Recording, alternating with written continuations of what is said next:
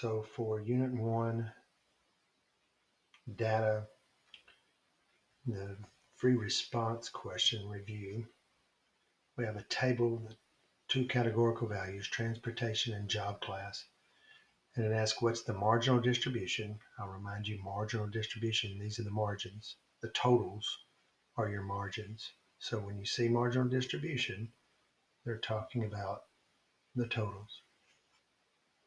So for transportation, excuse me, what's the marginal distribution for the car, the bus, and the train? And so using our handy dandy little calculator here, I'm going to do 82 divided by 420, and that's 19.5%. You can round that to 20 if you like.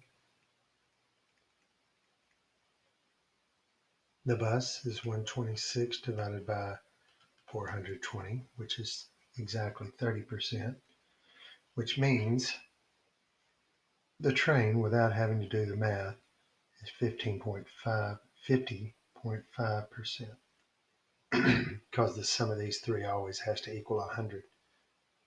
So marginal distribution are the total percents, the totals for each of the rows and the columns, but this specifically was for mode of transportation. That was for car, bus, and train. Now I'd ask what's the conditional distribution in percent in the mode of transportation for management. So this time we're talking specifically about this group of people. We're talking about the management. Excuse me. And so for management, for car, so we're talking out of 90 people. So that's 26 divided by 90. Sorry, 26 divided by 90, which is 28.8%, but I'm going to call it 29%. Sorry, I'm having trouble this evening. And then 20 out of 90, which I know is 22%. You can divide 22 by 20 by 90 if you want to, but it's 22%. And then 44 out of 90 is going to be, it's supposed to be, that's 44 divided by 90. Oh, that's 48%. I knew that. 49%.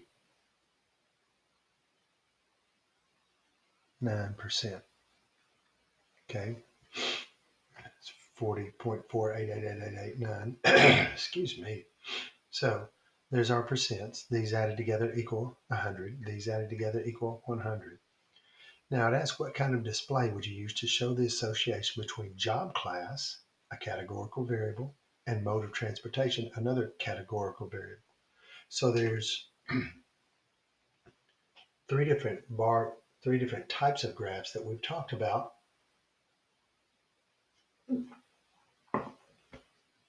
Oh, excuse me, that are categorical. We could say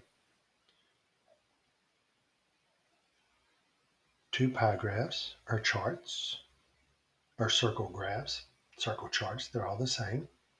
We could say a double bar graph, and then show the height of each one is compared to the other. Or we could say a segmented bar graph.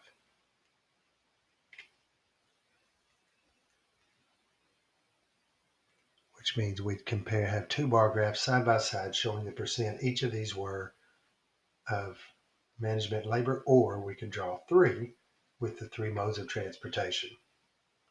Okay, it says, do job classification and mode of transportation appear to be independent? And that answer is no.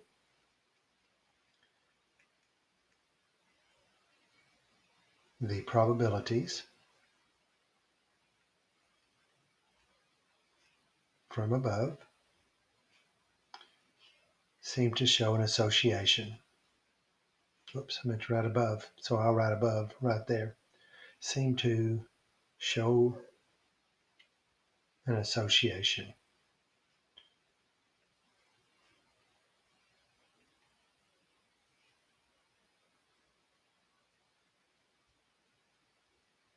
with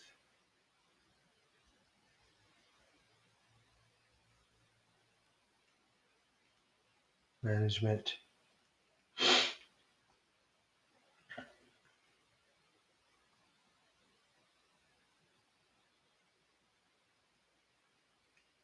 And cars.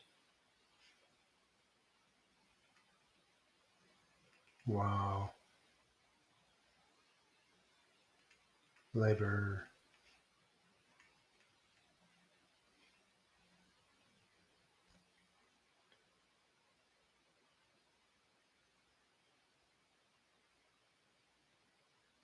Seems to prefer the bus. Okay. So no, I mean, we can compare these numbers here. If these, which these are very close. So there seems to be, while these two might be independent of that, these are not, because these numbers are the conditional compared to the marginal distribution are not the same. Okay, so let's scroll down here with this book publishing company. Sales staff gets $600 a week plus a commission of 50 cents per book sold, which leads us to this equation. It's 600 plus 0.5x equals salary. So x is, or s for sold, and this would be, I guess, no, you can do salary in that, but anyway. So we take $600 plus the number of books sold times the number of books sold times 50 cents gives you the weekly salary. So we're supposed to fill this out. The mean for books sold is 640. So 50 cents of 640, or half of it, is 320 plus 600 makes $920. Okay, half of this is 320 added to 6 makes 920. Now we talked on Friday, standard deviation and IQR is not affected by adding. We don't add anything to it. So we simply take half of 360, which is 180. So the standard deviation on sales is $180. Half of the IQR, which is another measure of variance of spread, we don't add or subtract from it. So the half of 450 is 225.50, I think. No, 225. Sorry, it's simply 225. So this is going to, my IQR is $225. And then here down at the bottom, the maximum number of books sold was 1,420 books, 50 cents for every book sold. So that's half of that number. 0.50 is half. So that's 710. Added to that makes that value of 1,310. Then on B, it says the newest employee had a pretty good week. Among all the salespeople in her pay, among all the salespeople, her pay corresponded to a Z-score of 1.8. That means when they looked at the mean, whatever the mean salary was, in this case the mean was $920, hers was 1.8 standard deviations above. And then it asks, what was the Z-score of the number of books she sold? Well, ladies and guys, I'll remind you that Z-scores, the number of books, was what helped determine their cost. It helps determine everything here. And so if her pay corresponded to a Z-score of 1.8, then her number of books sold was a positive 1.80. And we could actually find her salary by multiplying 1.8 times 180 and adding it to 920 to get her actual value. But we're not concerned about that. It says, what's her Z-score? A Z-score is a Z-score is a Z-score. These two will be the same number. Most of you missed that, I know. Okay, let's turn the page. Here we go. So we have consumer reports, the price and performance of cordless phones. Computer output gives you summaries for this. Okay, so were there any outliers? Well, if we look at this as a normal model, which it doesn't say it's normal, but we'll look at it at one anyhow, with a mean of 71, or we're going to say 71.75, and a standard deviation of 52. That's 2 standard deviations here. Remember, anything outside of 2 standard deviations is considered not normal. So I go 71.75 plus 2 times 52.08. That's $175. Well, what do we notice about the maximum here? It's 200. It's outside of 2 standard deviations. So were there any outliers? Yes. 200 is considered an outlier because it's outside of 2 standard deviations.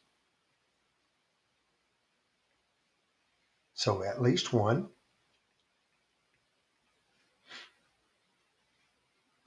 Because $200 is above 2 standard deviations. 2 standard deviations, which makes it unusual. Now, the other way of doing this would be to do this. We look at this as a box plot, and I'm going to do it on this page right here. We're going to look at this as a box plot with these numbers. Excuse me, calculator. So we have 15 is our minimum, and I'll draw a slight number line here. So 10, 15, 20, 25, 30, 35, 40, 45, 50, 55, 60, 65, 70, 75, 80, 85, 90, 95. Oh, can't do it this way. We'll go 20, 40, 60, 80, 100, 120, 140, 160. Let me scoot this over.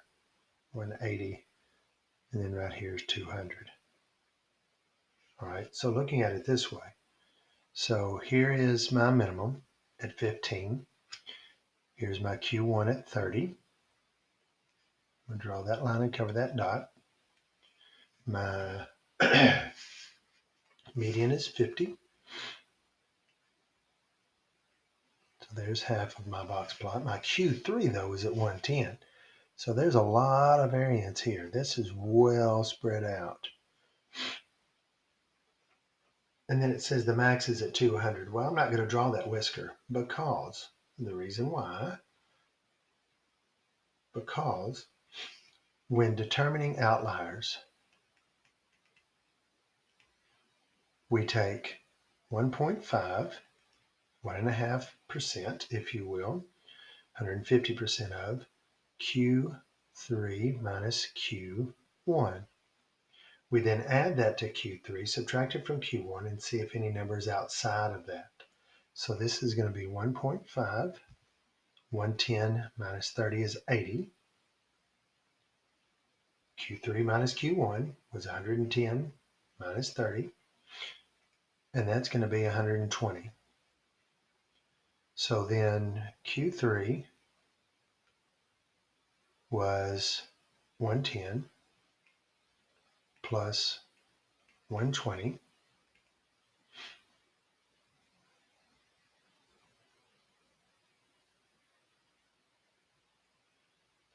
That equals 230. Okay, now, is 200 outside of 230? The answer to that question is no. So anything outside of 230 would be considered an outlier. It wasn't a normal model. Okay, it didn't say it was, but we could have used this with this reason and said, yes, 200 seems to be because it's outside of 2 standard deviations. That's acceptable. But with this look, we're saying 230 would be an outlier. Anything beyond 230. 200 is not. So our second answer, that's our first one with a graph, would be no. And then we would show the work. No numbers outside. No, there are no outliers. Not any outliers.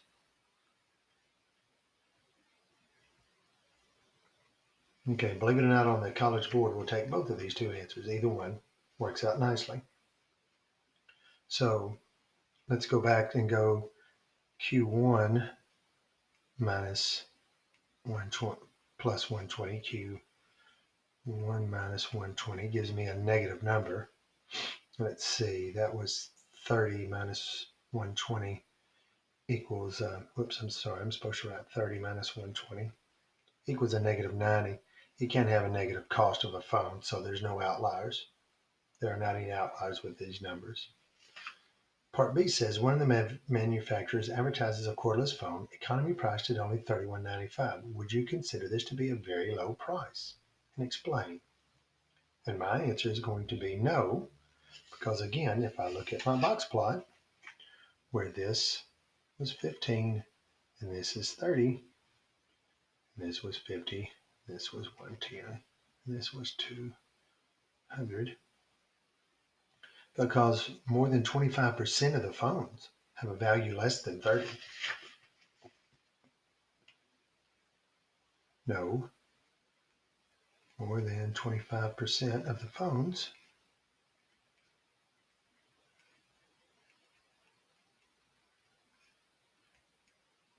cost $30 or less.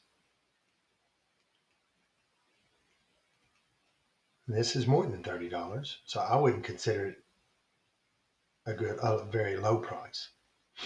I would want something closer to 15, less than $30 to be that. Okay, let's move right along. I'm getting long-winded. So we're going to draw and clearly label this model that has 800 clients and a standard deviation of 90 clients. So this is 800, this is 890, this is 980, and right here is 1,070. And then this is 710, and this is 620, and this is 530. And what is the first quartile?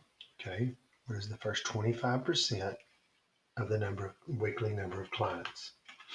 And so here we go. We're given the area under the curve, under the model. We know that this is 50, halfway is about here. We know that this is 34%. So 50 minus 34 is 16%. So we know somewhere right through here is our 25%.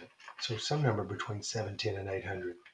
And to find that exact number, we go second distribution.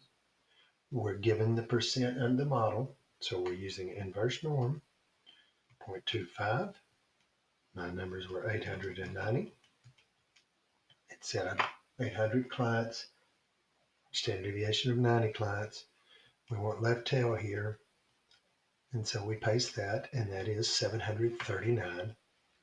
So you write inverse norm, 0.25, 800, which is my mean, 90, which is my standard deviation, equals 739, 39.3, just so we're rounded, 739.3 clients. If you don't put clients, you don't get full credit. Okay, so here we go. So another owner of another gym, 5% of their gym has fewer than 450.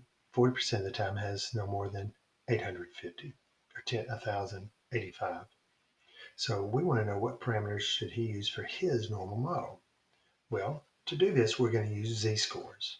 And to find the z-scores, or the sense of a z-score, is we're going to use these numbers and these percents. Okay, we're going to use these numbers and these percents.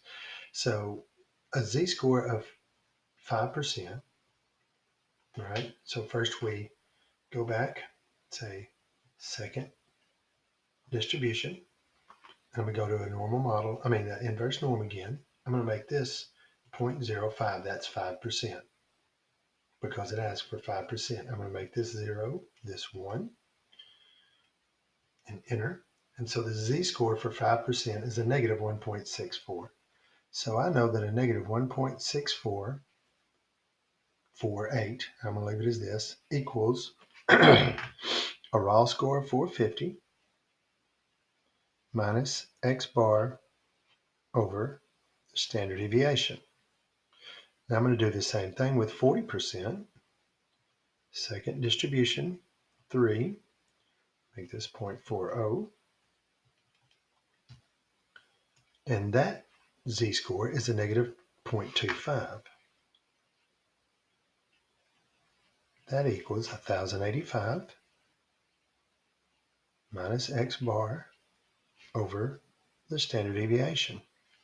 So now I'm going to rewrite these two equations. I'm going to have a system of equations that I'm going to solve for X, I think. No, I'm going to end up solving for S.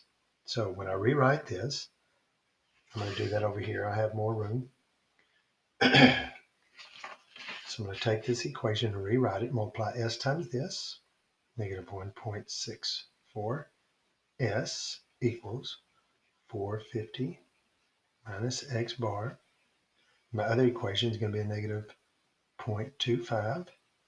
S equals 1085 minus X bar. Okay, let's use elimination. We're going to eliminate the X's. So I'm going to add, subtract, and add. Change the signs of this. 450 minus 1085. Use my calculator. 450.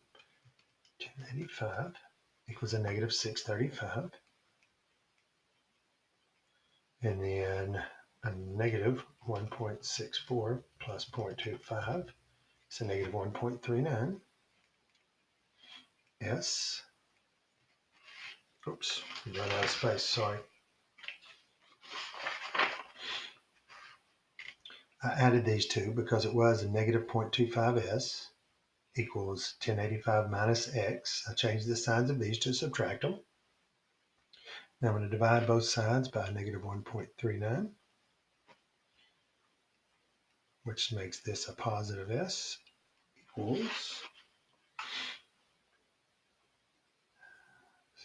negative 635 divided by negative 1.39, 456. So my standard deviation is 456.8 clients.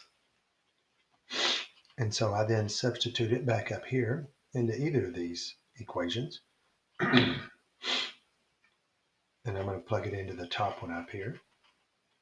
No, I'm going to use this one. I'm going to use the negative 0.25S equals 10,085 minus X. Okay, so 456.8 times 0.25, it should be a negative, sorry, is a negative 114.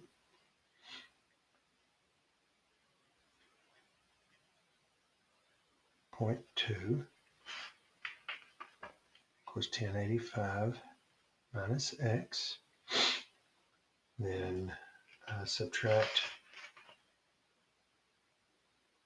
negative 114.2 minus, subtract 1085 from both sides.